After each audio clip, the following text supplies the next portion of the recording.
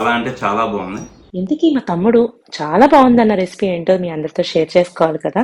ఇది వచ్చేసి రాజ్మా అండ్ పన్నీర్తో చేసిన ఒక ప్రోటీన్ రెసిపీ అన్నమాట.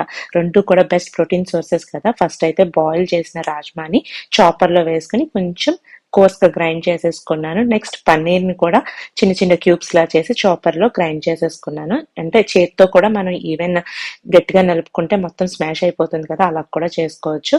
రెండు ఒక పెద్ద మిక్సింగ్ బౌల్లోకి తీసుకున్న దాంట్లోకి ఉప్పు, కారం, ధనియాల పొడి, జీలకర్ర పొడి, గరం మసాలా, కొత్తిమీర అన్నీ కూడా యాడ్ చేసుకుని మన టేస్ట్ తగ్గట్టుగా మంచిగా మిక్స్ చేసుకున్నాను.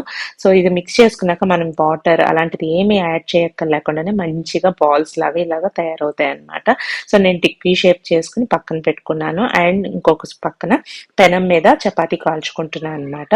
సో చపాతీ కాలేక తర్వాత ప్రాసెస్ ఏంటంటే పెనం మీద మళ్ళీ కొంచెం ఆయిల్ వేసి మనం ముందుగా చేసి పెట్టుకున్న టిక్కీ ఏదైతే ఉందో అది పెట్టుకుని దానిపైన చపాతీ పెట్టుకోవాలన్నమాట. పెట్టుకుని ఇలా నేను చూపిస్తున్నట్టుగా చక్కగా ఈవెన్ గా స్ప్రెడ్ అయ్యేలాగా ప్రెస్ చేసుకుంటూ చేయాలన్నమాట. చూసారా, మొత్తం ఎడ్జెస్ కూడా మొత్తం స్టఫింగ్ అంతా వచ్చేసింది. ఇలా రెండు వైపులా చపాతీని కాల్చుకున్నాక తీసి పక్కన పెట్టేసుకుని దీనిపైన స్ప్రెడ్ పెట్టుకుంటాను అనమాట. ఇది పన్నీర్ స్ప్రెడ్. ప్రీవియస్ వీడియోస్ లో కూడా నేను ఒకసారి చూపించాను, రిలేటెడ్ వీడియోస్ లో ట్యాగ్ చేస్తున్నాను. దీని రెసిపీ అంతా కూడా డీటెయిల్ గా ఆ వీడియోలో ఉంది, చెక్ చేయండి. అండ్ దీనిపైన ఆనియన్స్ కూడా నేను కట్ చేసి వేసుకున్నా, రోల్ చేసేసాను అనమాట. టేస్ట్ అయితే చాలా బాగుంది. ఈ రోజు మన కుకింగ్ వీడియోలో రివ్యూ ఇవ్వడానికి మా తమ్ముడు గెస్ట్ గా వచ్చారనమాట. నేను ఏం చెప్తానో నాకు తెలుసు.